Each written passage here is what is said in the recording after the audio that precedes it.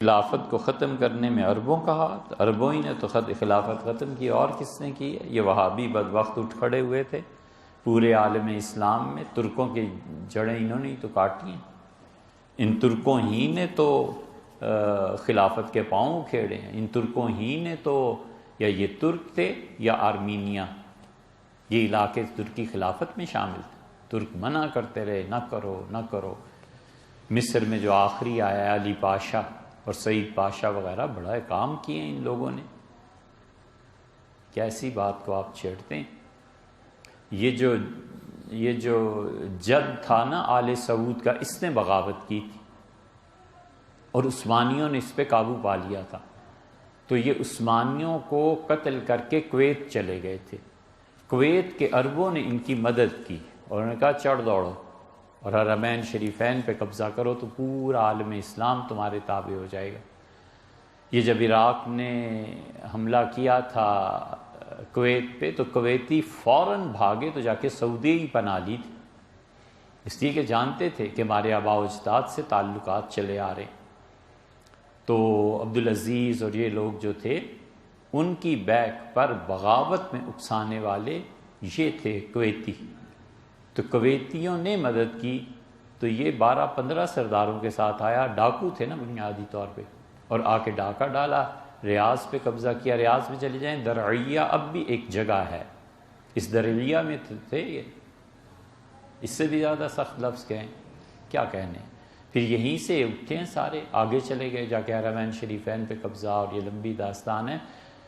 ترکوں کی خلافت کو انہوں نے ختم کیا، پھر یہی وہ چیز تھی جس کی وجہ سے اس زمانے میں بغداد کے، عراق کے مفتی اعظم پورے عالم اسلام کے، شامی رحمۃ اللہ علیہ تھے، شامی نے در مختار کا جو حاشیہ لکھا ہے اس میں انہوں نے لکھا ہے کہ ہمارے زمانے کے یہ خوارج ہیں، انہیں قتل کرنا چاہیے، انہیں مار دینا چاہیے، کیونکہ انہوں نے خلافت عثمانیہ کو توڑا۔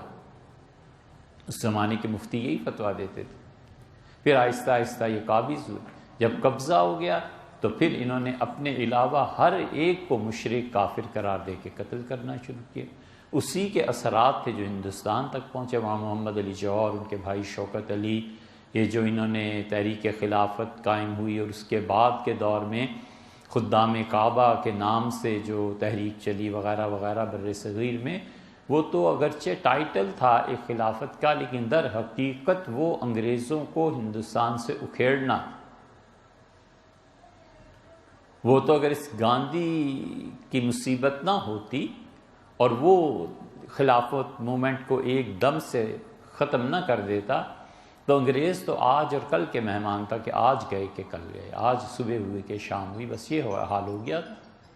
تو ان لوگوں نے، ترکوں نے، پھر وہ اردن کا جو شاہ ہے، اس کا پردادا جو تھا، اس کا بڑا ہاتھ تھا فیصل کا، اسی لیے تو اردن، کویت اور سعودی آپس میں ایک دوسرے سے بڑے اتفاق سے ملتے ہیں، سب جانتے ہیں اپنے کرتوتوں کو۔ انگریزوں نے اسے ہی کہا تھا کہ اگر خلافت ٹوٹ جائے اور یہ ختم ہو جائے تو ہم تمہیں یہ علاقے دیں گے، پھر علاقے ملے۔ بلاد شام تقسیم کیے گئے۔ بلاد شام پہلے کیا تھا؟ بلاد شام موجودہ اردن، شام، عراق، یہ سارا علاقہ منطقہ ایک تھا، اور اسی طرح انگریزوں نے اکسایا کہ یہ جو مدینہ منورہ سے ٹرین چلتی ہے اور دمشق تک پہنچتی ہے، اس کی پٹڑیاں اکھیڑو۔ پٹڑیاں اکھیڑ دی گئیں۔ عثمانی ایسے ہی تو نہیں آتے تھے بار بار ترکی سے، اسی لیے مدینہ منورہ کی 2 سال تک انہوں نے محاصرہ کر لیا تھا۔ ترک اندر پھنس گئے تھے، اہل مدینہ پھنس گئے تھے، بہت مصیبت کے دن انہوں نے گزارے، اور خلافت عثمانیہ اجازت ہی نہیں دے رہی تھی کہ مدینہ منورہ میں کوئی ہتھیار اٹھائیں، تلوار، تو آخر فوج کو پسپا ہونا پڑا، ورنہ ترکوں کے لیے کیا مشکل تھا ان کو مار دینا۔ خلافت انہوں نے نہیں اکھیڑی تو کس نے اکھیڑی ہے؟ آپ پڑھیں، اس زمانے میں خاص طور پہ جو انگریز جاسوس کام کرتے رہے نا، ان لوگوں نے اپنی سوانح عمریاں لکھ دی ہیں۔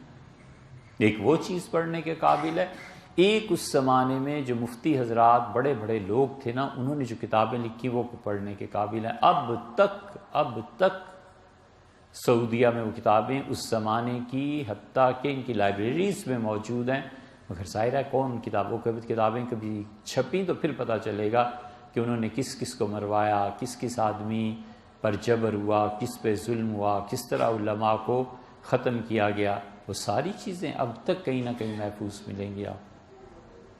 اور بھی چاہیے مواد، ہمت کر کے انڈیا آفس لائبریری چلے جائیے۔ اور چاہیے لندن، اور بھی مواد چاہیے تو زمانے میں رد وہابیت کے عنوان سے جو چیزیں لکھی گئی نا انہیں پڑھنا ہے۔